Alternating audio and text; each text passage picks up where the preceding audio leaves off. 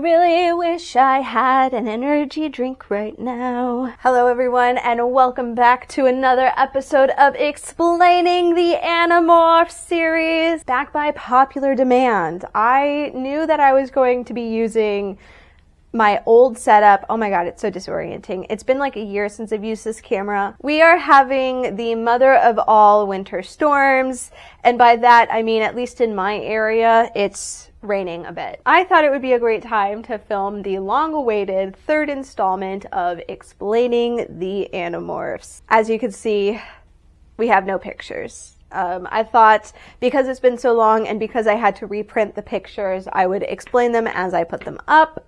That might have been a bad idea. The Animorphs is a long-running middle grade series from the late 1990s to the early 2000s. I believe the last book was published in 2002. I could be wrong on that. By K.A. Applegate, which is a pen name for Catherine Applegate, an author who is still currently writing, and her husband, I forget his name, I think it's Michael. And then eventually some ghostwriters took over as she decided to work on other projects. The Animorphs focuses on a group of 6 kids who are fighting a secret alien war. So let's go over the characters. Our big bads are the Yeerks. As you can see, they are a slug-like creature.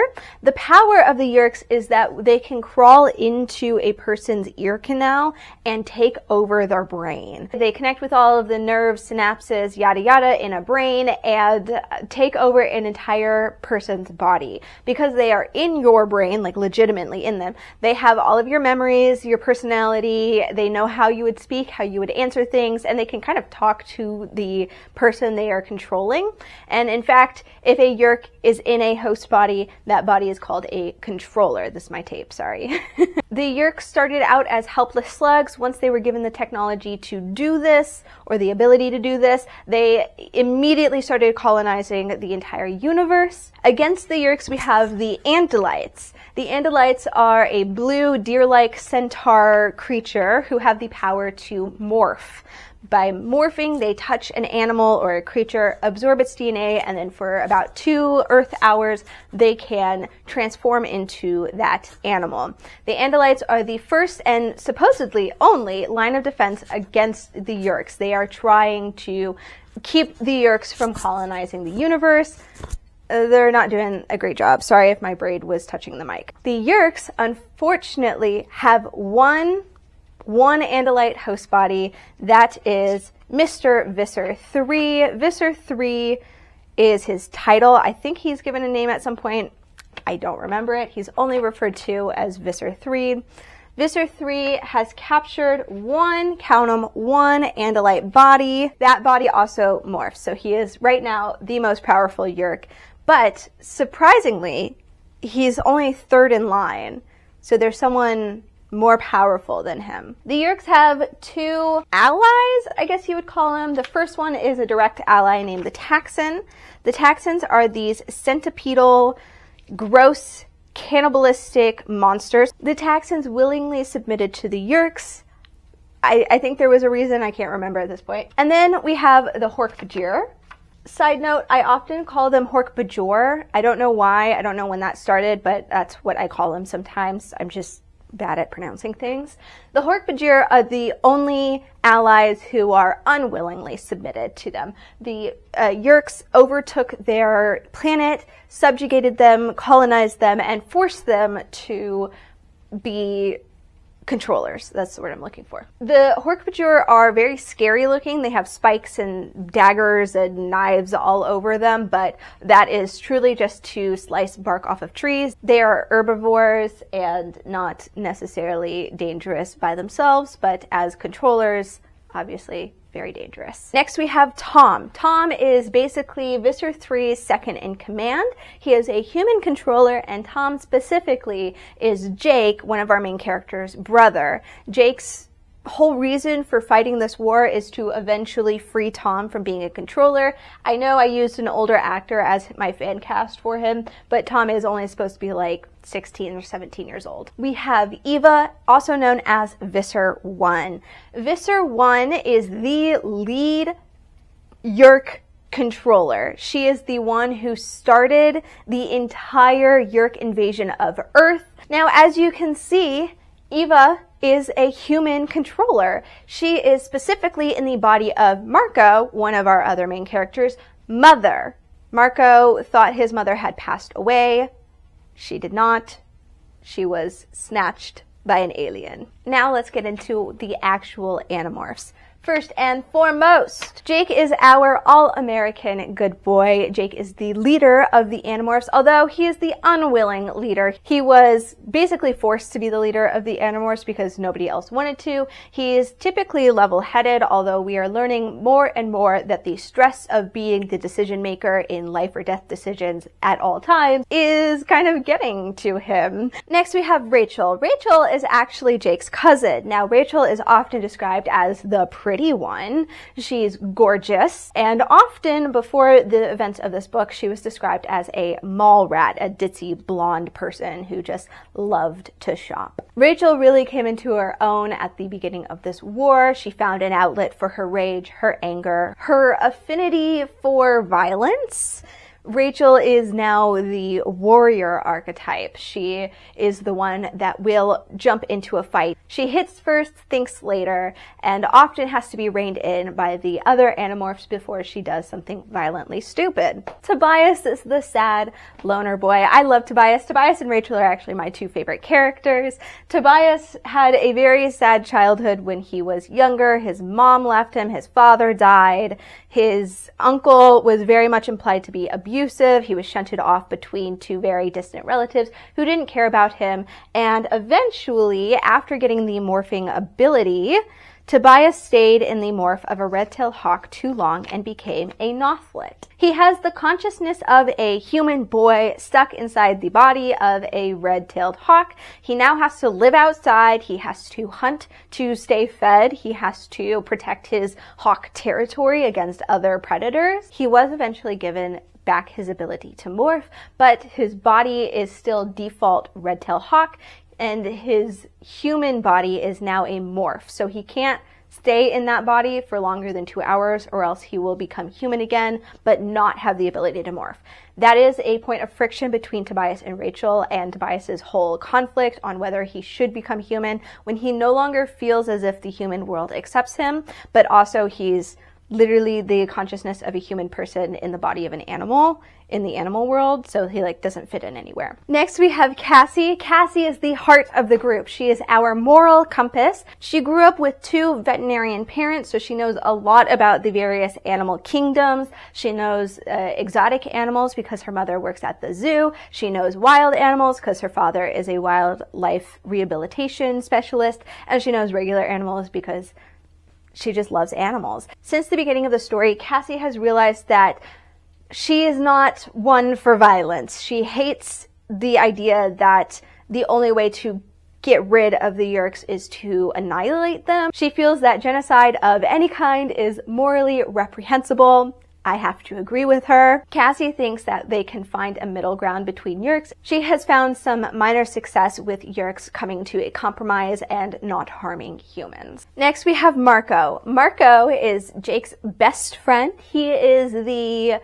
cynical / sarcastic one of the group. He's often the voice of reason when it comes to the missions because he's very strategic. He is almost always the smartest one in the room, although he doesn't often seem like he is. He makes a lot of dumb jokes. He's kind of a misogynist, but it was the 90s, so we try and look past that.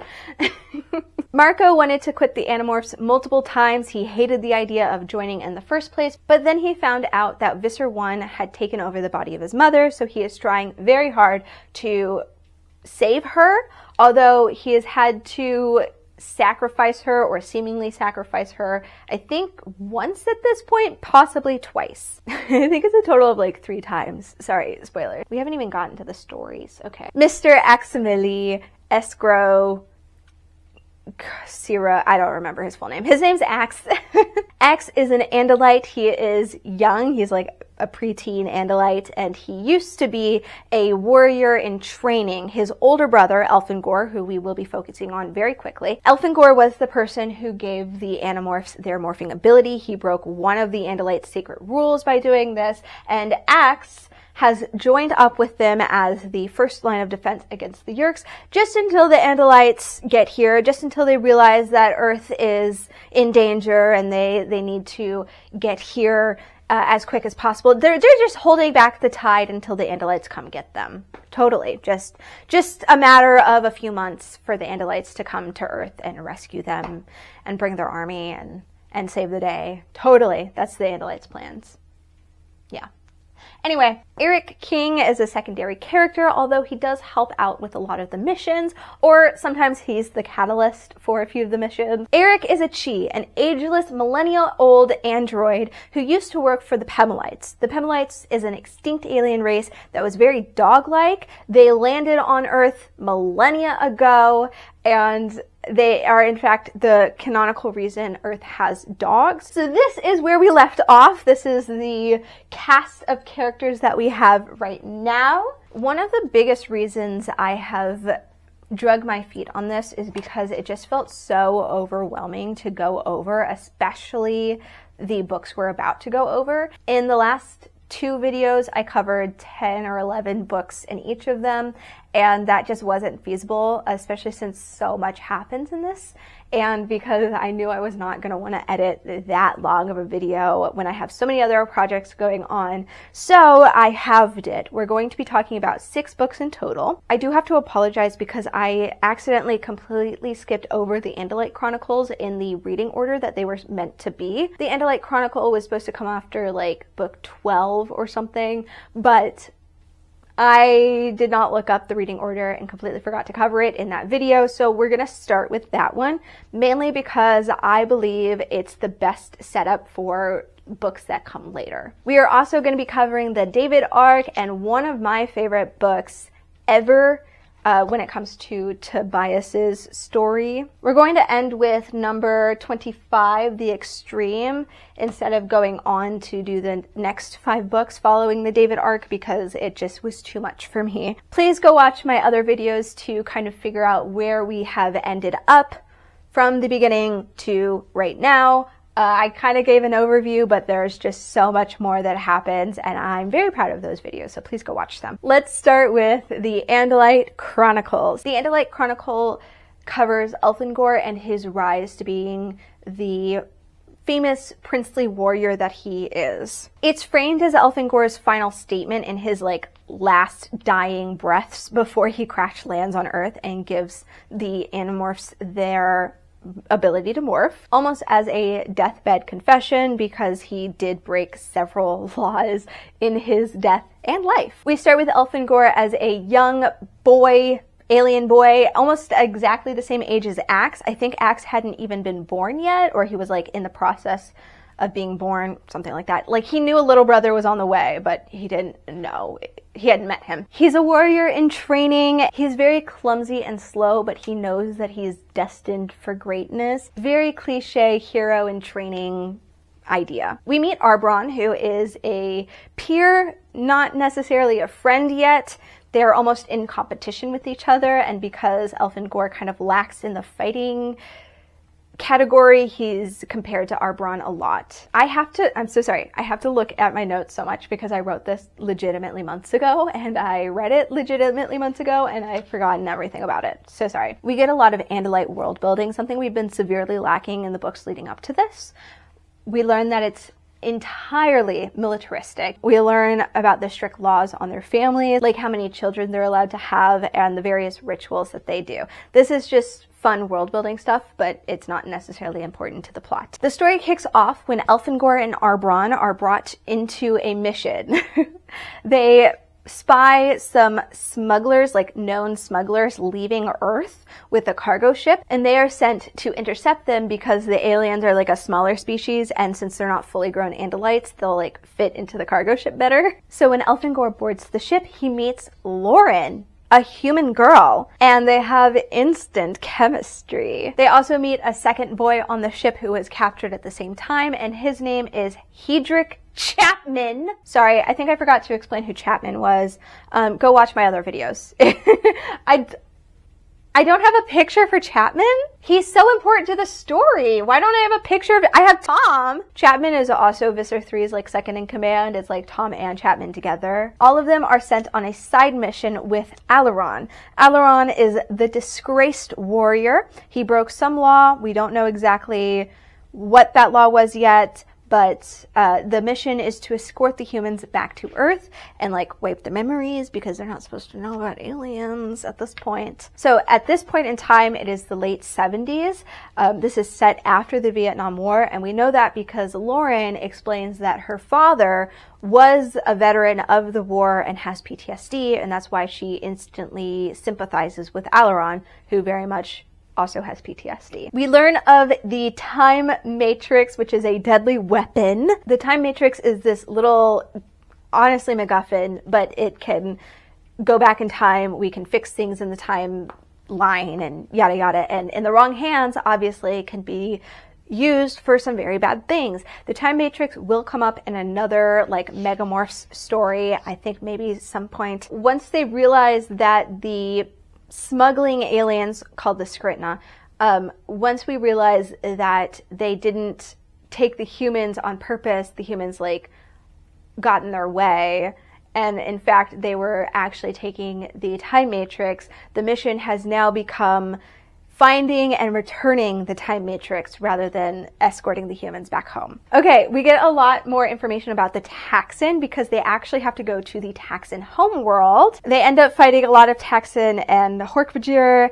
and then Elfangor has a freak out about having to kill. This is like the first time he's seen active combat, and this is the first life he's ever taken. Chapman is very clearly an opportunistic asshole who aligns himself with whoever he thinks is winning at the moment. Elfangor and Lauren immediately don't trust him, thinking that he's going to put them in danger on this wild mission. The humans really like take to this alien thing very fast, but they come upon a Yeerk pool that has thousands of Yeerks. And Aileron, who is a veteran warrior who's been fighting the Yeerks for decades, immediately says we need to release the hatch and throw them out into the vacuum of space. And Elfangor immediately is like, hey, let's not do that because that's killing innocent Yeerks. None of these Yeerks have done anything, or at least we can't prove that any of them have done anything. Sorry, Aileron is a veteran of the Hork-Bajir War. He knows how deadly and how evil the Yeerks are and like the consequences of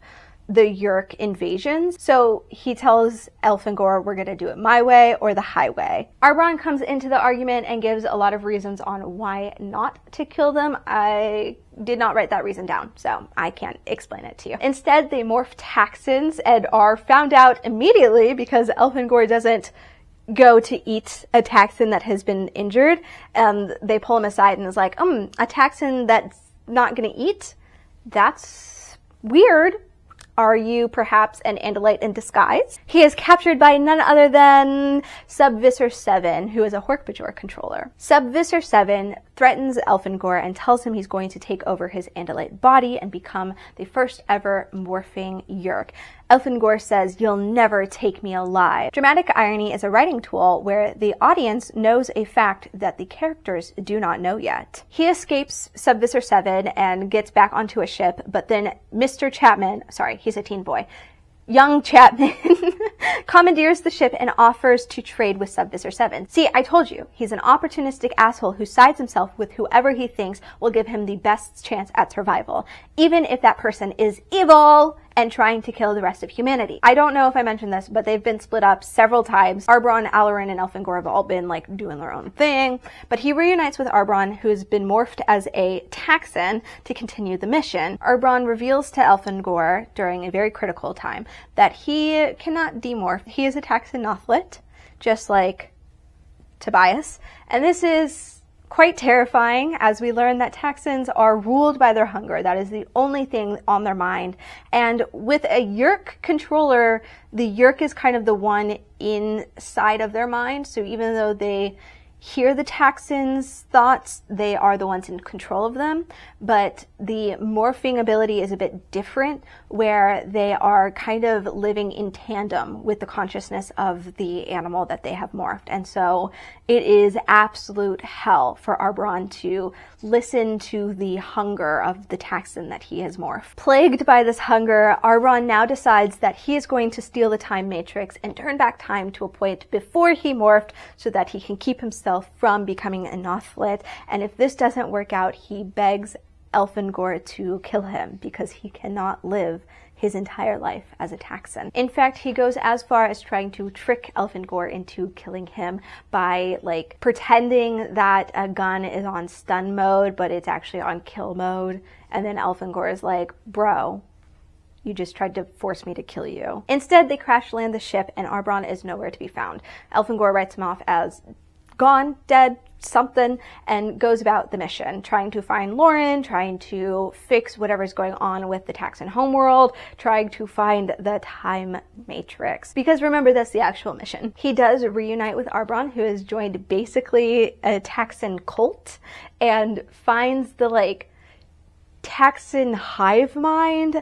It's so fucked up, but like the entire planet is a consciousness that speaks to the Taxxon, and they are rising up against the Yeerks for, you know, taking over their homeworld. Elfangor agrees to help his friend, but he knows that this is a lost cause. They get attacked by Subvisor 7 once again, but Aileron, who has been somewhere else, I don't remember, saves the day. Our main group flies off planet as the Taxxon homeworld is reduced to chaos and fighting. And they have Subvisor 7 on board with them, so they make him basically walk the plank. Elfangor still refuses to kill the Yeerks, but Aileron lets slip that he used a quantum virus in the Hork-Bajor War. This is why Aileron has been the disgraced veteran, and Elfangor, in a fit of rage, knocks him out. While Elfangor is trying to figure out the time matrix, Aileron reveals he's not really Aileron. He's actually Subvisor 7, and if you remember from one of our earlier novels, Visser 3 took over Aileron's body. This has been Subvisor 7 the entire time.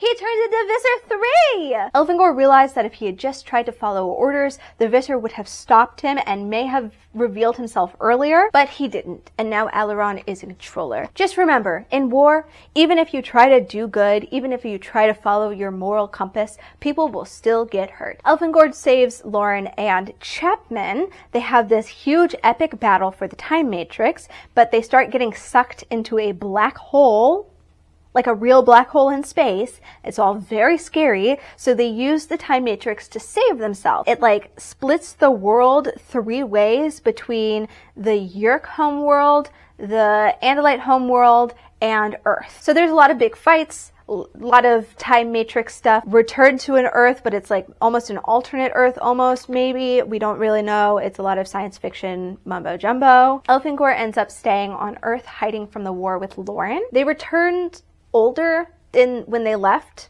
Somehow with wibbly wobbly time matrix stuff, they had aged. Now they have new identities. Elfangor does the like DNA trick thingy where he makes himself a human morph from various people and becomes Alfangor. Because Andalites are technologically advanced, Alfangor gets a job in tech and canonically knows Bill Gates and Steve Jobs. Lauren and Alfangor marry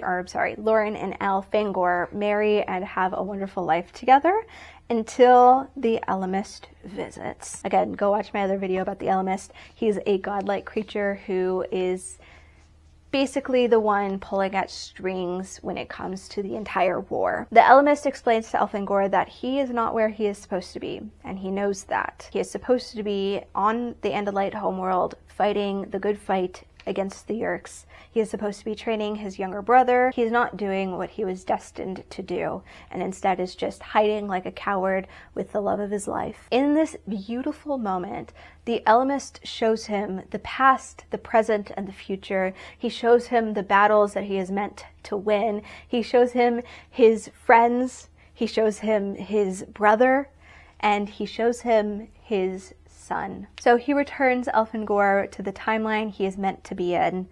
He becomes a war hero, a legend who just appeared back on an Andalite ship after being MIA for many years. And finally, in his dying moments, the moments that we witnessed in the first book, Elfangor meets his son.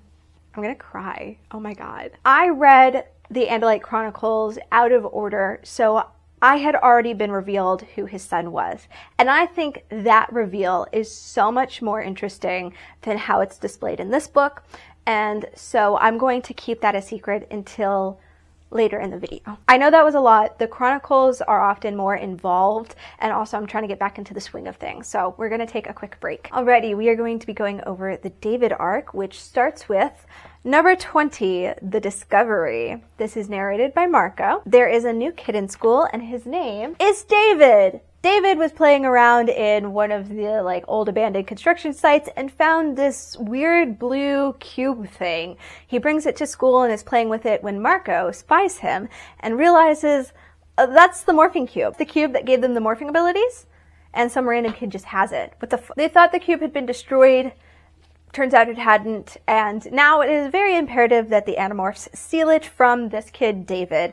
David immediately starts talking with Marco. He's new in school, he doesn't have any friends, he's moved around a lot, and he thinks Marco is kind of the most trustworthy, especially since he seems the most interested in the cube. They plan to steal the cube from David, but Eric comes in and says, hey guys, there's actually going to be an international summit hosted in your city where a lot of the top leaders are going to be, and it seems like the Yeerks are very interested in the summit and are going to try and make a bunch of the world leaders controllers, which would be very, very bad. So two things are going on. We've got the international summit where a lot of world leaders are going to be, and we've got David and his blue box. They try to sneak into David's home by being birds, I guess. Birds flying in to grab the cube off of his desk, but it goes haywire and David shoots at them with a BB gun. David informs Marco that he thinks this blue cube might have some value because he posted it on the internet and somebody seemed very interested in purchasing it from him. Marco tries to stop this in order to legitimately save David's life because we know who's coming to buy that. We know it's a Yeerk. We know it's probably Visser 3. The Yeerks find out anyway, and Marco has to basically kidnap David in order to save his life, but his parents are forced to become controllers. David now has become basically an orphan and lost his entire life, and they argue whether or not to make him an Animorph. They have the blue box now in their possession. They can't decide on if it's a good idea to give David this power and responsibility. They don't know this kid. He seems to be okay, and obviously he knows about the Yeerks now, so what's the harm in it? Ultimately, they decide to make him an Animorph, give him some sort of self-defense power against the Yeerks since he's kind of in this mess anyway. David has some hard times adjusting to it. Obviously, it's really freaky, and while the Animorphs were mainly friends with each other or knew somebody who was a friend of the other person, they kind of had a good support group to adjust to this. David doesn't know these people, and he can already tell that Marco and Rachel specifically aren't super fond of him. He doesn't like to be bossed around, so for example, they ask him to morph a small bird, but he really wants to morph a golden eagle. Tobias, who is a red-tailed hawk, golden eagles are often a predator to them, is like, hey guys, maybe don't do that because I'm a red-tailed hawk and I don't want to die. But he does morph a golden eagle and almost immediately attacks Tobias, but blames it on adjusting to the animal brain and not fully getting control of his instincts yet. On their way to the international summit, of course, they're bringing David on the mission, which I think was their first mistake. He kills a crow, just cold-blooded murder, and claims that it was the golden eagle instinct again, but Marco doesn't buy it. He has a bad feeling about this David guy. Initially, they only wanted to do recon to try and figure out what the summit was going to be, what the layout of the building was, and who was going to be there, try and get a sense of what the rescue plan would be. But then a blade ship attacks, so now they're on the defensive. They start fighting about what the plan should be or what their next move is, and Cassie, who is the heart of the group, she's the emotional like Tether, who is known for reading people very well, decides to play on the tension between Marco and David to get David to do what they want. Cassie is kind of a manipulative girl. They learn that Visser 3 is planning to acquire the DNA of the president, which would be horrible. The gang has to bail because they are sucked out of the helicopter. And that's how the discovery ends. Number 21, the threat. This is narrated by Jake. We pick up immediately where we left off. Rachel and Tobias save them from falling to their death out of a helicopter. David doesn't really seem to be taking this seriously, and he starts bragging about how he was like the reason they survived. There's no way to infiltrate the summit at this point, so they regroup to rethink things. When Jake gets home, he finds out that his cousin, not Rachel, other cousin, Sadler, has been hit by a car.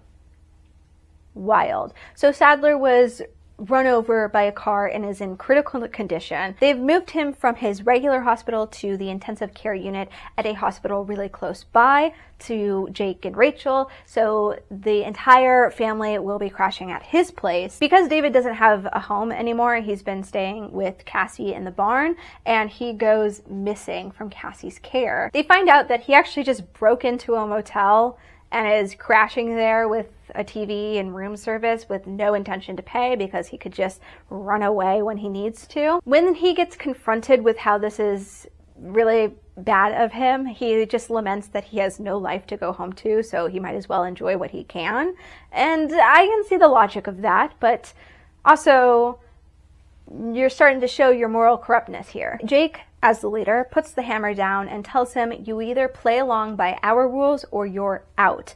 But because he knows so much and because he already has the morphing ability, and to our knowledge, there's no way to take that away from him, by saying you're out, Jake is kind of threatening David's life. At least in David's eyes, there's no other way for him to be removed from the situation. They all morph fleas on top of a dragonfly in order to fly into the conference undetected, but they ride it out to the last minute and almost get stuck in flea morph. This is very terrifying. Cassie has to walk Marco through morphing back to human because he's like freaking out. After this happens, Jake sneaks around and finds out that Visser 3 has not morphed the president, but he has in fact morphed the White House chief of protocol, which means he is like in the vicinity of the president while at this summit. He finds a small Yeerk pool, but chooses to leave them alone, even though he knows that these Yeerks are most likely going to be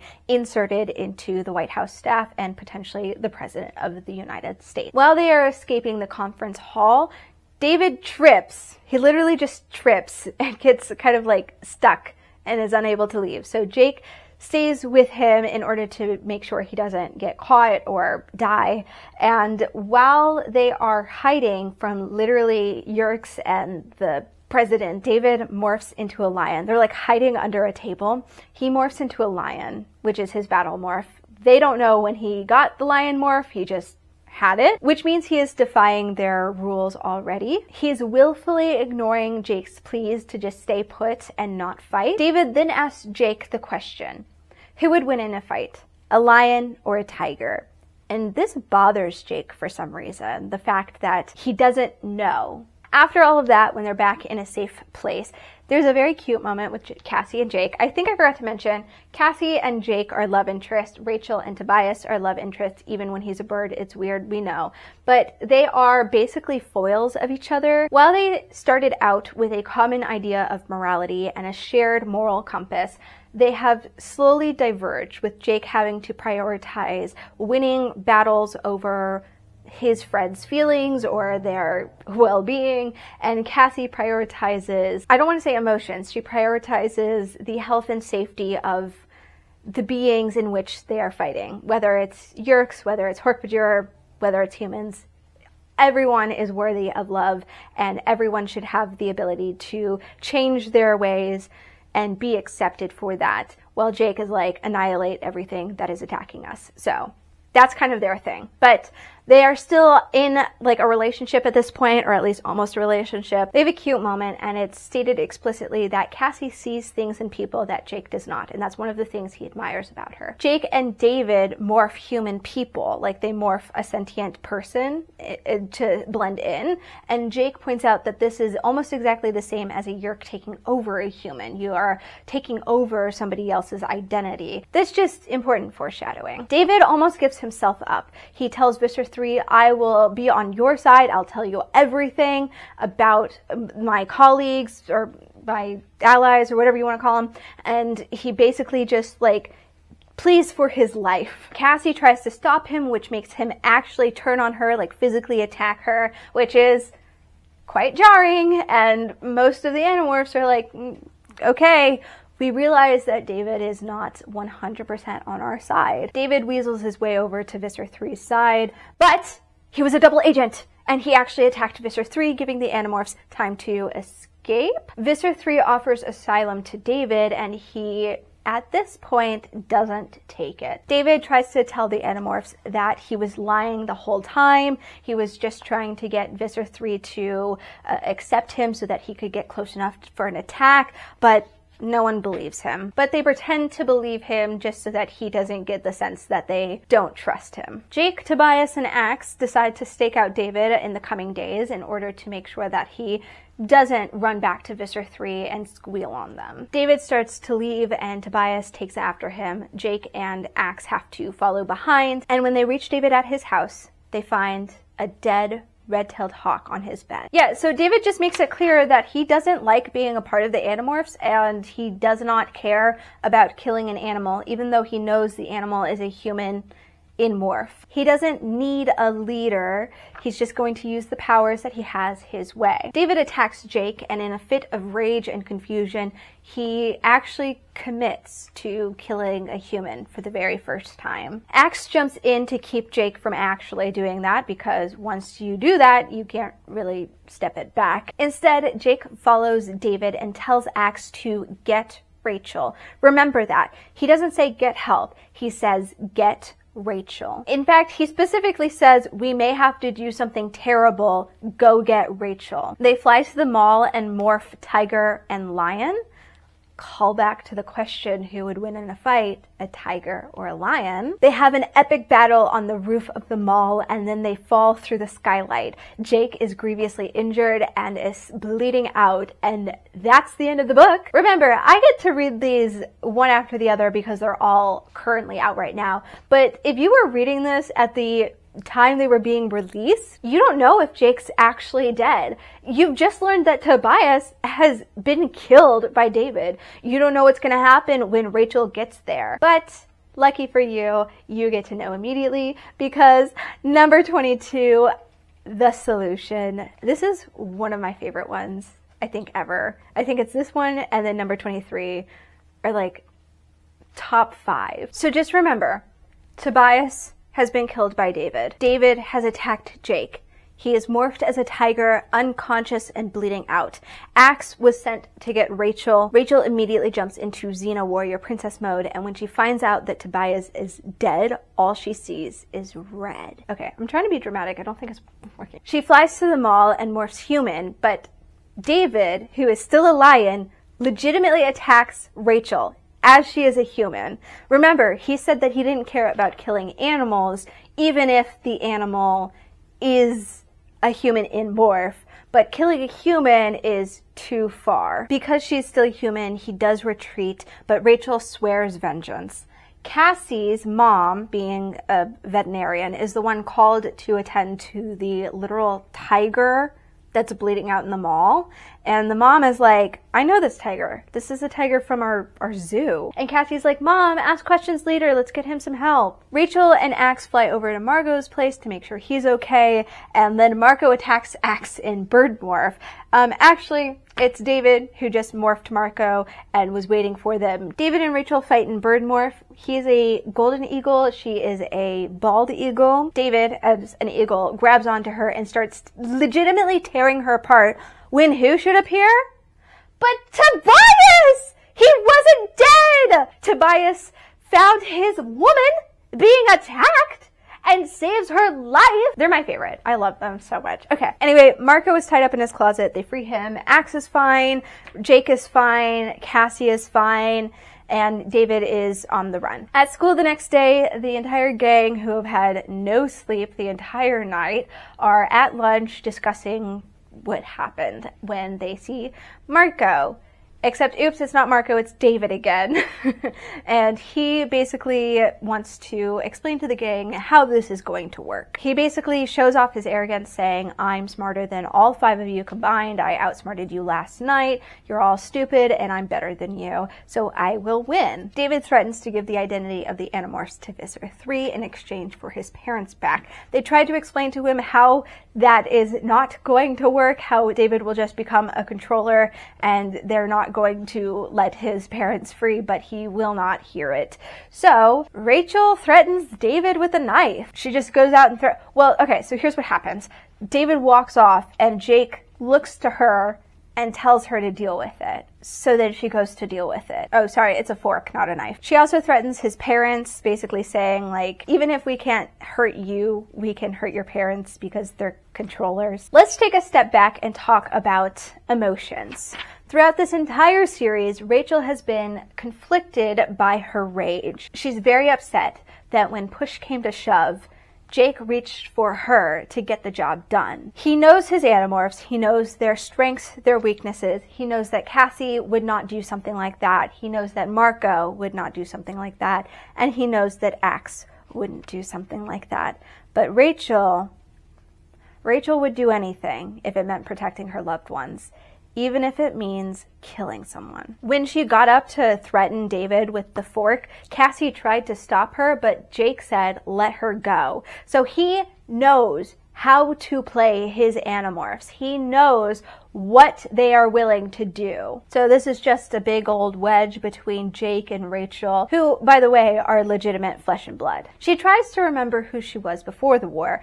A mall rat, straight A student, the hot blonde one, kind, compassionate, but that person seems so far away from who she is now. Almost a different person, someone she strived to be, but wasn't really who she was. Tobias is brought up as like almost a contrast to her because he also has to hurt things in order to survive, in order to protect his life.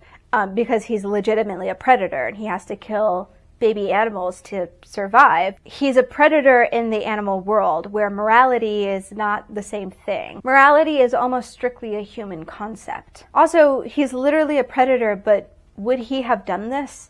Would he have threatened David if push came to shove? Okay, so this one's a lot more about David and the emotions and the like Animorphs side of things, but the summit is still going on. The summit that the last 2 books was focused on is still going on. And instead of trying to do some like cool recon mission where they save the president and they do a bunch of different like sneaky things, they just burst in as huge animals to get it canceled. David attacks them after they pull off the plan and outs Rachel's threats.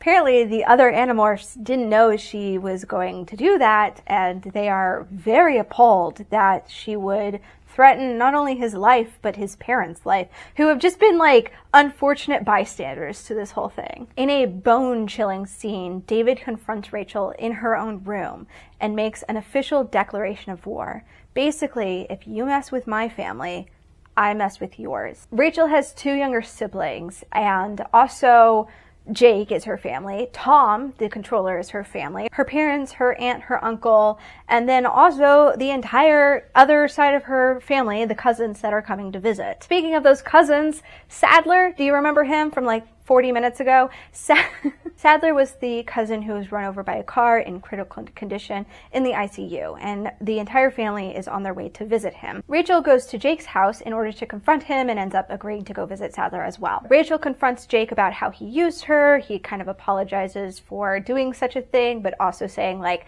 I never told you to like threaten him or like harm him. I just said, and she goes, no, you told me to go deal with it. You told Axe to go get me. when things got bad, you knew I was going to do something like that. They go back and forth a bit and eventually come to the conclusion that both of them did a bad thing. Okay, this is where things get like legitimately nuts, okay? I need you guys to strap in because this is one of the turning points in the entire Animorphs canon. Jake and Rachel go to the hospital with the rest of the family, and Sadler, who was on death's door, who was not going to make it, has suddenly made a miraculous recovery. He was on his way to the surgery, like OR, whatever they're called. The elevator got stopped, and then when it got fixed, Sadler was just fine. Just perfectly fine. Not a broken bone, no internal bleeding, nothing. Conscious. Sadler was perfectly fine. And Jake is the first one to catch on that that's not Sadler. That's David morphed as Sadler. We can all kind of understand what happened to Sadler, right? We can all kind of guess what David did to Sadler. We kind of know what happened. David's master plan is that he's going to live as Sadler. Yes, he has to demorph every 2 hours, but he can just like go to the bathroom, demorph, and then he can have a normal life. He can be this boy, this dead boy, and have normal parents, and that's fine. And then Jake and Rachel just won't mess with him, right? The group come to the conclusion that David has won. He has a master plan. He's defeated them at every opportunity, and he's just so smart and so amazing and so powerful that it's just easier to give him the box, the little blue box that they've been hiding. Cassie and Rachel broke the box into various pieces and hid it among various things. David's just too smart. They're just gonna have to give the box to him. They hid it in such small places that the only way to get it is to morph a rat and like scurry into there, like in this tight space, and grab it. It was a ruse. It was a ruse to lure David into a false sense of security. The group follows David's orders. He morphs a rat, but he also forces Rachel to morph a rat with him, basically as collateral in case this is a trap, because he thinks he's so smart. They squeeze him into this tiny contraption and trap David as a rat. And this is one of the hardest decisions they have ever made. They hold David in this contraption for over 2 hours until he becomes a Nothlet.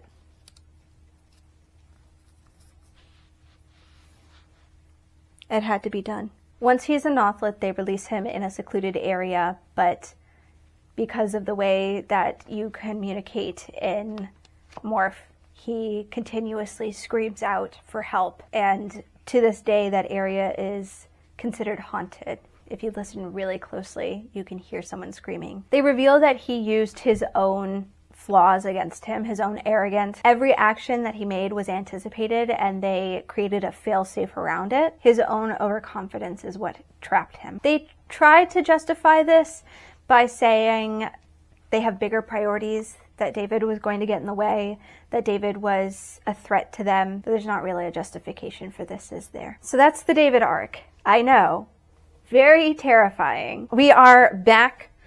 I was about to take a nap in my bed, so I had to get up and continue this.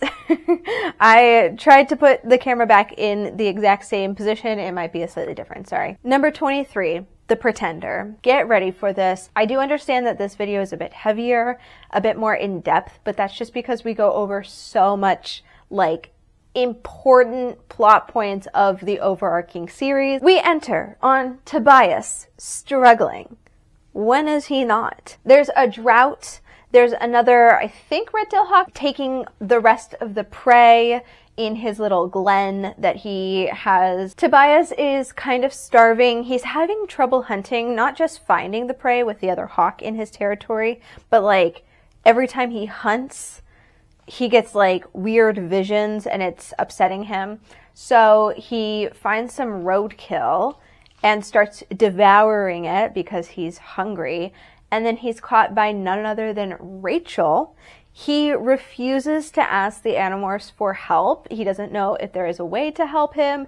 And also he's like embarrassed and slightly ashamed of his need for help. So instead of just telling Rachel, hey, I am in need of some assistance when it comes to feeding myself. He resorts to eating roadkill, and then when she catches him, flies off in shame, pretends it's not him. Rachel then reveals that a lawyer and a woman claiming to be Tobias's cousin are looking for him. They've come to the school, they're asking where he is, why he's not enrolled in school anymore. The cousin was off on another continent, and when she returned home, she found out that neither his uncle or his aunt knew where he was and got concerned and wanted to become his legal guardian. The lawyer tells Tobias, oh, here, we can take the hawk off because he does morph into human very often here. The lawyer tells Tobias that the father he knew, the one who died when he was 4 or 5 years old, was not his biological father. But he was so young when his birth father disappeared that the man just was known to Tobias as his only dad. But his real father has left him a statement to be read on his next birthday, which just happens to be next Tuesday. This is all seemingly too convenient at this point. We're getting some fishy vibes here. Tobias, trying to clear his head, visits the Hork-Bajir colony. I don't know if I officially went over this in my last video, but in Tobias's last perspective book, some Hork-Bajirs got free from their controllers. They had a little uprising, a little revolution, and now there is a colony of free Hork-Bajir that basically see Tobias as their liberator. Toby tells them that a different Hork-Bajir child has gone missing. They believe that child has been taken to a Yeerk facility. Obviously, the child knows where the free colony is, so if a Yeerk crawls into that child's head, they're gonna know where it is, so it's all hands on deck, look for this child. Like with all of Tobias's books, we get internal conflict about what it is to be a human. What does it mean to be a human? His entire human life feels more like a dream or hallucination because his reality is that of a hawk. But he also feels like prey. That's one of the reasons he can't hunt, is because when he tries to, he gets visions of being the prey and basically scares himself away from attacking. And he's just so conflicted about what he should do in life and what his life as a human was, especially since it was miserable. He doesn't see any reason to go back to being a human when, all in all, the Animorphs and being a hawk have been the highlight of his existence. We also get quite a few cute Tobias and Rachel moments. I love their relationship. I forgot to mention, the cousin's name is Arya. The Animorphs are staking out Arya to kind of see what her game is, reveal why she's suddenly interested in Tobias. They find a zoo, and in that zoo, they find a Hork-Bajir. Their first rescue attempt goes completely wrong.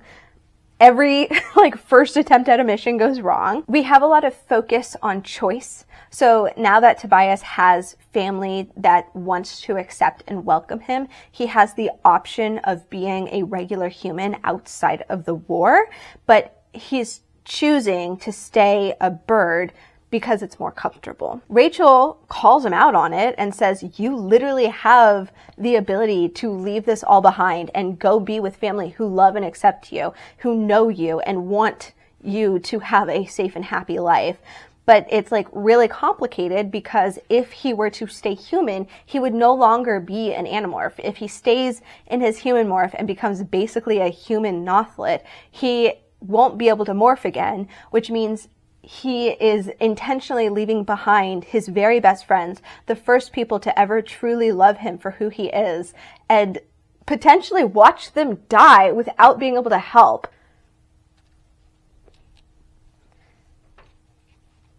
Oh. Not only that, being a hawk is the first time he's ever felt secure. It's the first time he's ever been able to take care of himself, the first time he's ever been able to fight for himself, stand up for himself, defend himself. But as a hawk, he can't really ask for help. The people around him can't really help him in any way, and he has a lot of shame in this desire for help. As we can see, his inability to hunt for himself at this current moment means that he is currently not hawk enough to survive. His human consciousness and his hawk consciousness are still fighting. But after a lot of thinking, he decides that it's probably best if, after this last mission to save the Hork-Bajor, he stays human and returns to his family. So the second rescue mission starts going very well. They are 100% succeeding when a horde of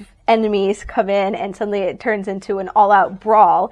And Tobias, who's, a hawk, eye in the sky, spies a helicopter. And that helicopter has one person in it. And that one person is Arya. Tobias connects the dots that Arya is actually just Visser 3. Tobias realizes that all of this was some sort of trap. He doesn't know how Visser 3 got his name. He doesn't know why this whole statement lawyer thing was attempted, but he realizes that Arya never existed. His family never existed. This whole idea that somebody wanted to love him and take him home to take care of him and be safe never existed, and he gives up hope. I don't know if you're keeping count, but this is Tobias's second suicide attempt. I think it's his last, but I'm not sure. So basically he crash dives into the forest and just waits to be killed, and the Animorphs have to go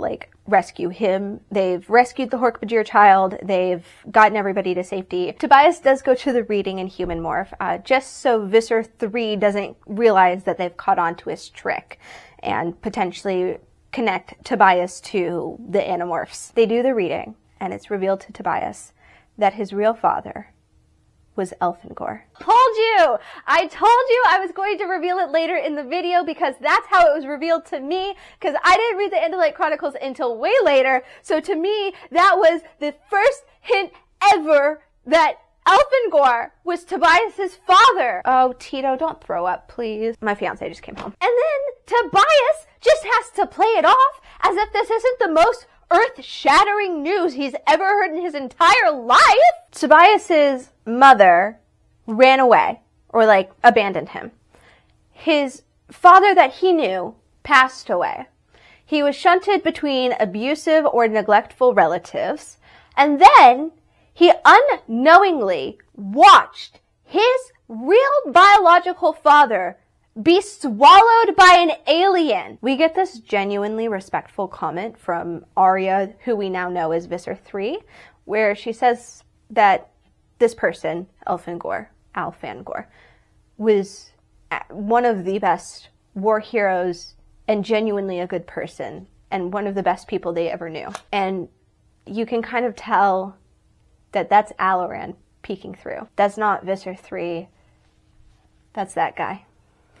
Just peeking through a little bit. Tobias leaves the office, demorphs as a hawk, and then remorphs human, specifically to cry. And he needed that. We get a very symbolic ending of Tobias killing a mother rabbit, but morphing the rabbit to then take care of her babies. Getting over that weird vision of prey that he had, and realizing that he must kill to eat, but he must always regret the consequences of his actions. Because killing to survive is a hawk instinct, but regretting is a human emotion. Ah, my gosh, I'm hot.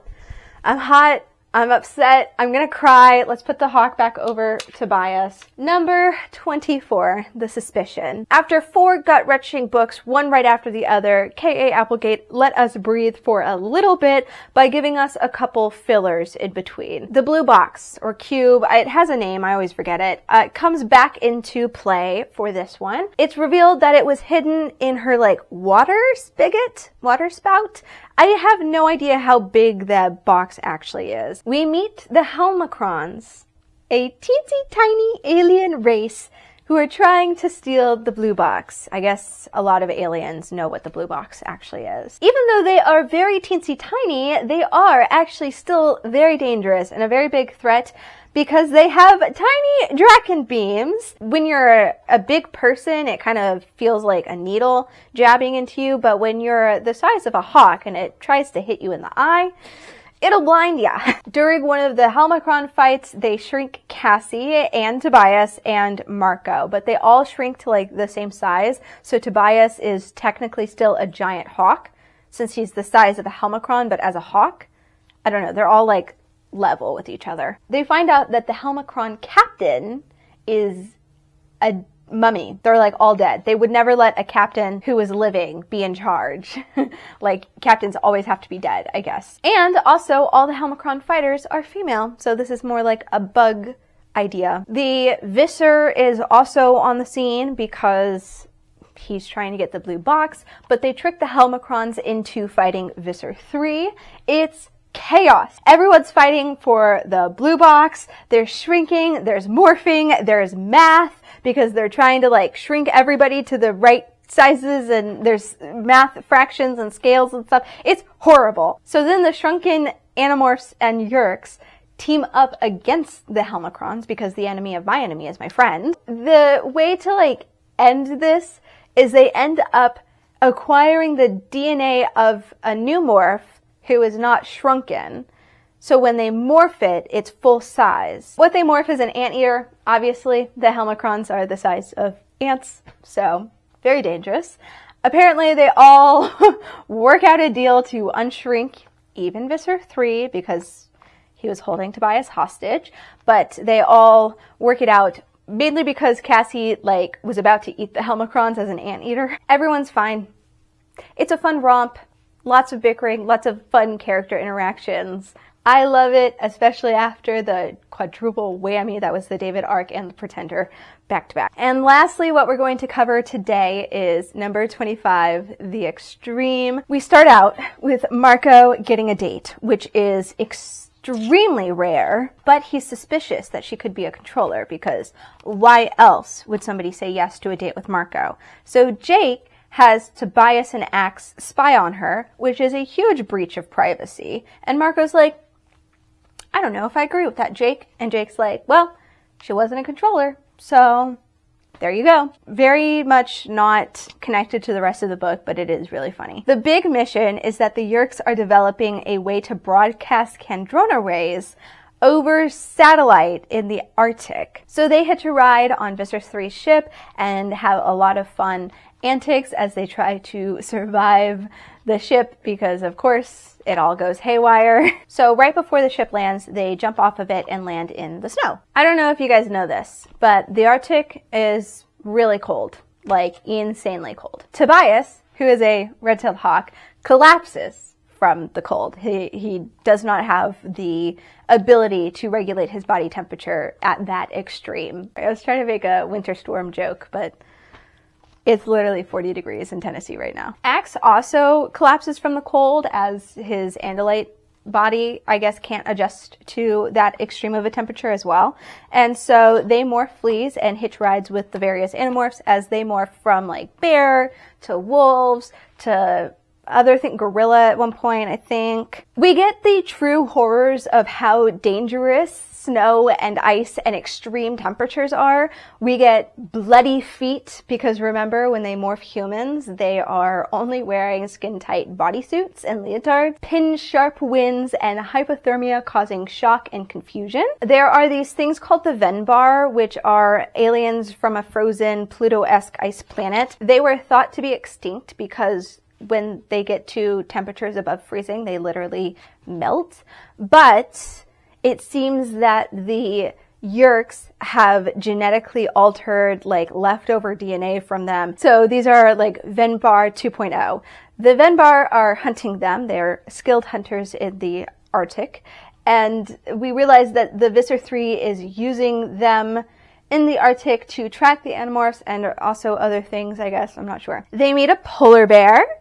And Rachel is a little offended that Cassie tells her a polar bear would definitely beat a grizzly bear in a fight. In order to keep warm, they all huddle together, but they can't stay in morph for more than 2 hours, so they just continuously demorph and remorph overnight. Here's what happened to the Venbars. I wrote it down later. The Venbars were extinguished by the Five, who were just a conglomerate of very powerful alien species together.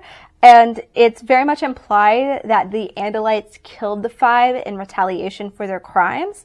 Again, showing off that the Andalites are almost no better than the Yeerks or the Taxons or anything, because in times of war, anything can be excused for the greater good. They watch a polar bear kill a seal, so then as wolves, they eat the leftovers in order to legitimately survive. But here's a flaw in the logic. Plot hole alert. Plot hole alert. We learn in one of Tobias's book, I think later on, he has to eat in hawk form in order to be sustained.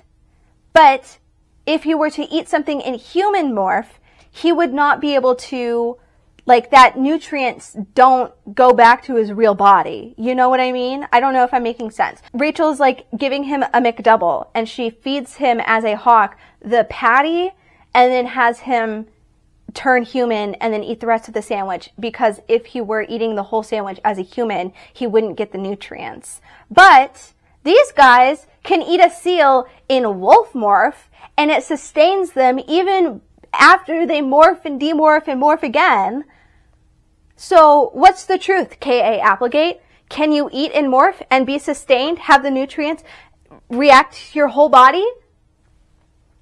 I don't think so. I think that's a plot hole. Another thing, they also make a big moment of this, of like, is it ethical to eat the seal because like it's eating a living creature? They make it like a really big moment, as if Tobias doesn't legitimately eat baby animals all the time. They morph seals because obviously when you are in an extreme environment, you have to be an animal that has adapted to such an extreme environment. They get attacked first by the Venbar and then by a killer whale, also known as an orca, which are technically dolphins, but okay. So they morph human to escape the orca, and then they find an Inuit boy. He's like really super chill and helpful. I do want to say this book came out in the 90s. I don't know what the cultural context of the 90s was back then, and honestly, I don't know if maybe mine's just like a reprint that's been edited, but I am very surprised that they use the term Inuit and not the more commonly used slur that at the time a lot of people did not know was a slur, and I'm not going to say it. I was actually genuinely surprised that they used the proper term. Not because I was doubting K.A. Applegate, but I just know it was the 90s, and like growing up in the early 2000s, I don't think I even knew that it was a slur or that there was another name for that group of people. I just thought it was that word and not Inuit. So it's good to know that K.A. Applegate did her research and knew not to use a slur in her book. This boy, I think his name was Derek, he gives them intel that the Star Trek people have been burning seals with like laser guns, and so the gang is like, oh, can you point us in the direction of these people? He says if you really want to survive in this climate, you're going to have to talk to my friend Nanook.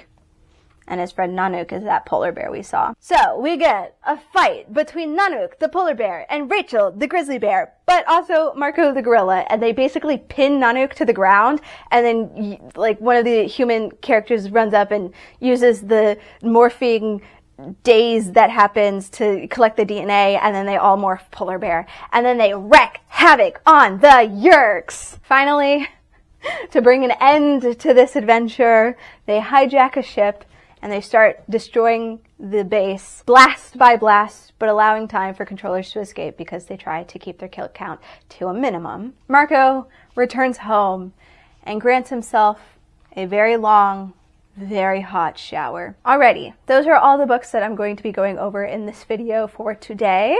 I really hope this doesn't take that long to edit, but we will see. I know I was getting back to the swing of explaining it and trying to remember what my notes were even referring to. I am very excited to go over the next few. They should be a little bit lighthearted, a bit easier to go over. I do know that the Andalite Chronicles are coming up. I have not read them, and I don't know if there is a way for me to get a synopsis of them. It was one that I just skipped and never read by accident. We'll see about that. Hopefully you guys enjoyed this video. If you did, please like it. Please look at the other ones to get yourself familiarized with the origins of the Animorphs. And I will see you in the next video. Okay, bye! I'm done.